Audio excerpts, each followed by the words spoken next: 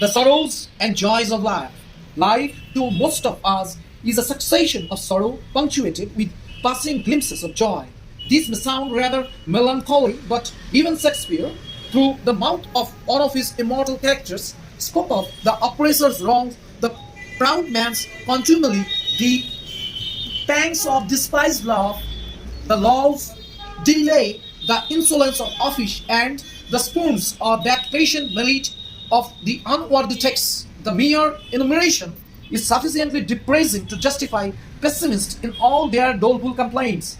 The tragedy is all the greater when we reflect that this seems to be the universal destiny of humanity. Therefore, Shakespeare's line find a sympathetic echo in our own hearts, for we all subject to this and other woes, and there appears to be no escape from this tragic destiny. This is what gives strength to religions. Man vainly hopes to find in religion and God the relief that life denies, and almost all religions have a similar prescription.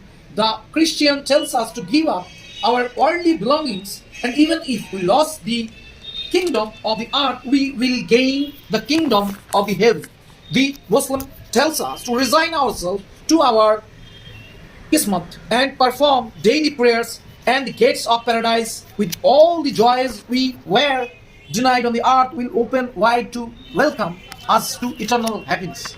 The Hindu would have us perform our duties without attachment and without any expectation, as mentioned in Srimad Bhagavad Gita, and one day we will be released from the bondage of the birth and rebirth. The Buddhists points to the eightfold path that will help us to attain nirvana, which means extinction of all those desires that make life so dear to us. And so we have strange paradox of religion that in order to win life, we must deny life. But real few want to get rid of the sorrows of life by getting rid of joy itself. Some may say that remedy is worse than the disease, but we would say rather that the remedy has been proved impracticable, since in spite of preaching it for thousands of years, it has or not brought many man any nearer to the final overcomings of sorrows.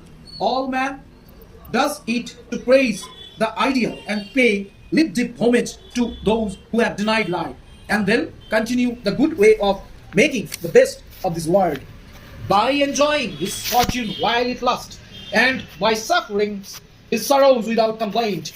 The philosopher may deny life, but the poet is there is to sing of the beauty and blessedness of life.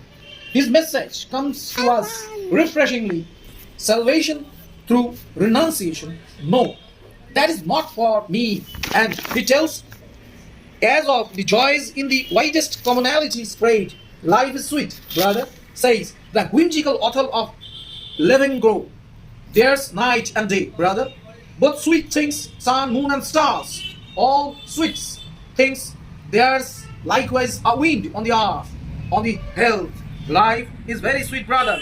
Who would wish to die? As a matter of fact, if life had not its plentiful source of joy, love of mankind, beauty of the world, the satisfaction of doing good, the hope of something better to come, man would have given up the effort to live as a hopeless business. Our joys, indeed, more than counterbalance the sorrows that the pessimists exaggerate. We prefer to be with the poet rather than with the pessimists.